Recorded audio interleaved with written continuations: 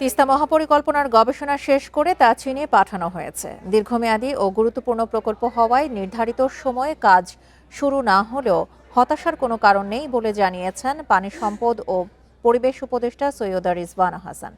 সকালে রংপুরের কাউনিয়ায় তিস্তা নদী পরিদর্শন করে একথা বলেন তিনি।